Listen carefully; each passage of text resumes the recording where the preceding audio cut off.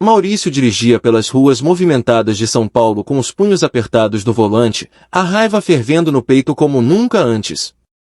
A reunião daquela tarde tinha sido um desastre completo. Um fornecedor chinês cancelou um contrato de importação que valia milhões, alegando atrasos que, na verdade, eram culpa de um erro interno da equipe dele. Ele gritou com todos no escritório, dispensou um gerente na hora e saiu batendo a porta, prometendo a si mesmo que chegaria em casa e resolveria tudo no dia seguinte, mas com a cabeça fria. O trânsito estava lento, o que só aumentava sua irritação. Ele era dono de uma das maiores empresas de importação do país, tinha construído tudo do zero, mas ultimamente sentia que perdia o controle de tudo, inclusive da própria vida. Quando finalmente estacionou na garagem da mansão no Morumbi, já passava das 4 da tarde, horário incomum para ele estar em casa durante a semana. Desceu do carro ainda bufando, jogou a pasta no banco de trás e entrou pela porta dos fundos, esperando encontrar o silêncio habitual ou, no pior dos casos, mais uma babá choramingando que não aguentava mais os gêmeos. Mas o que encontrou foi algo que o fez parar na entrada da cozinha como se tivesse levado um choque elétrico. Giovanna, a faxineira que contratara há apenas 3 dias, estava debruçada na pia enorme de mármore, lavando louça com as mangas arregaçadas e as mãos cobertas de espuma branca. Bento e Caio, os meninos de 4 anos que costumavam transformar qualquer ambiente em caos, estavam grudados nela.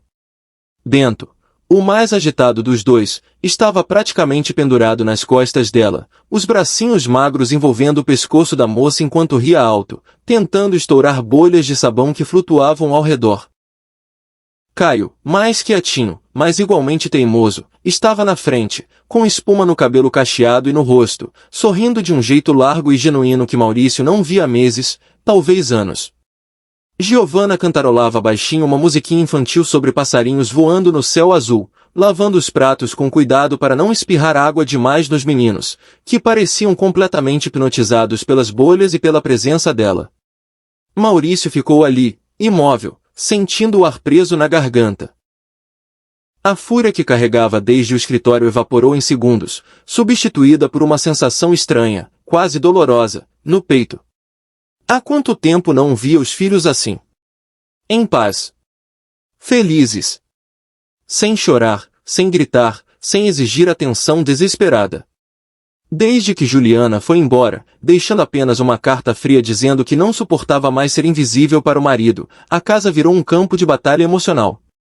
Os gêmeos choravam à noite, recusavam comida, jogavam brinquedos, mordiam babás. 5 profissionais desistiram em menos de 2 semanas, todas com a mesma desculpa: eles são impossíveis. Maurício, perdido entre reuniões intermináveis e contratos milionários, só conseguia chegar em casa depois das 11, encontrar a bagunça e mais uma carta de demissão na mesa. Até que Giovanna apareceu. Ela tinha respondido ao anúncio quase por acaso. 27 anos, roupas simples, fala mansa, olhar direto. Na entrevista improvisada entre 2 ligações, Bento derrubou um copo e Caio começou a berrar. Qualquer outra teria fugido. Giovanna apenas se abaixou, recolheu os cacos com calma e disse: "Posso começar agora mesmo?" Maurício aceitou sem pensar 2 vezes, porque precisava correr para salvar um carregamento preso na alfândega. Nos 3 dias seguintes, ele mal a viu. Saía antes do amanhecer, voltava tarde da noite, encontrava a casa impecável, os meninos dormindo e bilhetes curtos, tudo bem. Comeram bem. Tomaram banho. Boa noite. Funcionava. Finalmente alguém aguentava. Mas aquilo era diferente.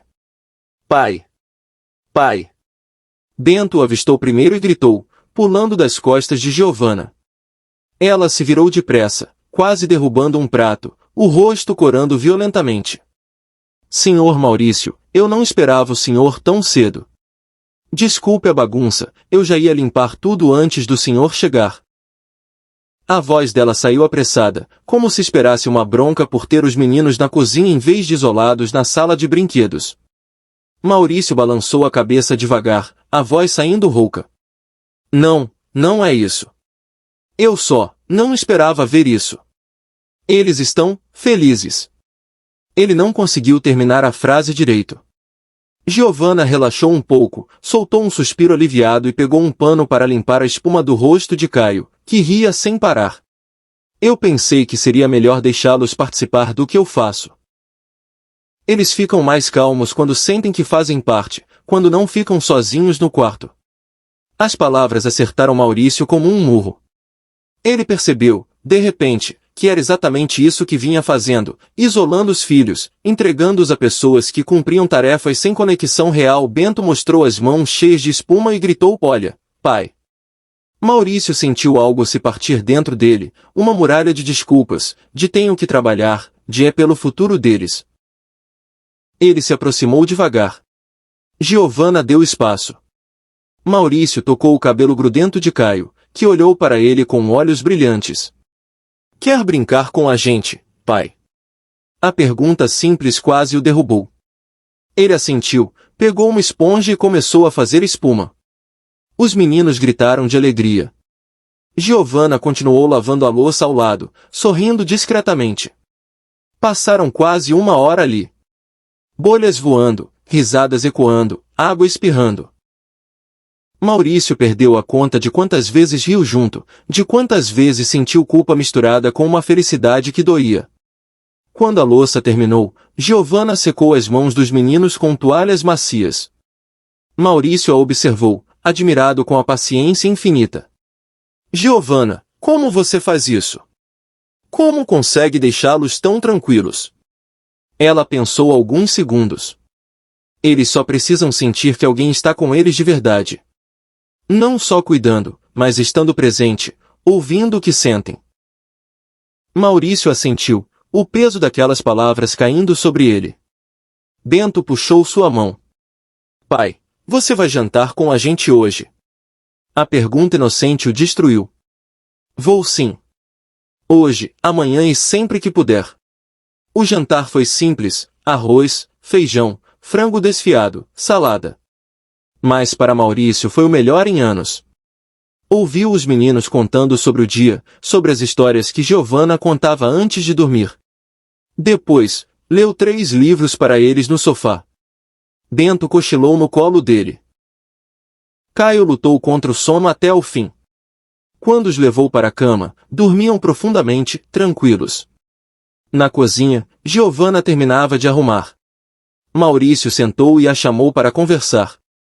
Agradecimentos saíram sinceros. Ela contou da vida dura, mãe sozinha, pai ausente, 4 irmãos para cuidar desde criança. Acordava às 5 para fazer café, ajudava nos deveres, cozinhava. Tornou-se mãe sem querer, mas aceitou porque era preciso. Os irmãos cresceram bem. Ela saiu de casa para dar espaço, mas ainda se preocupava. Maurício ouviu tudo, impressionado com a sabedoria simples dela. A conversa durou horas.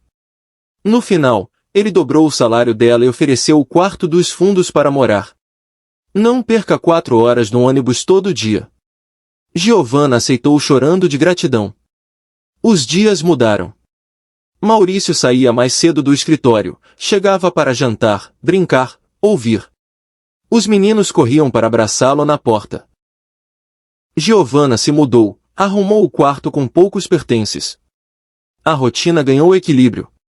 Ele delegou mais no trabalho, trabalhava de casa algumas vezes por semana.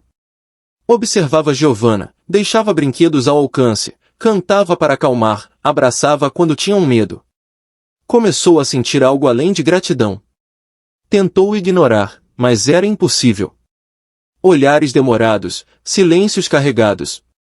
Uma noite, tomando chá na cozinha, Giovanna confessou: "Eu me apeguei demais a você e aos meninos. Não consigo fingir mais." Maurício admitiu o mesmo. Abraçaram-se longamente. Decidiram ir devagar. Nas semanas seguintes, mãos se tocaram sem querer, sorrisos ganharam significado. Um sábado no parque, mãos dadas, piquenique, paz. Voltaram para casa, meninos dormiram rápido. Assistiram filme abraçados. Beijaram-se pela primeira vez, suave, cheio de meses de sentimento contido. Os meses viraram felicidade plena. Giovanna virou parte da família. Os meninos a chamavam de Gi. Maurício reduziu o trabalho drasticamente.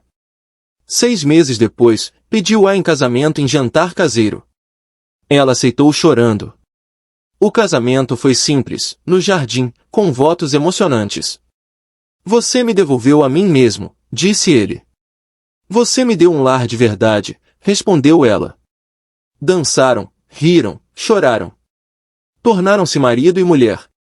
2 anos depois, veio Alice. Maurício viveu tudo presente, consultas, ultrassons, nascimento. Reduziu ainda mais o trabalho. A empresa prosperou com delegação. Giovanna estudou pedagogia, formou-se, trabalhou meio período. Os anos passaram, Bento e Caio viraram adolescentes, Alice cresceu esperta e alegre.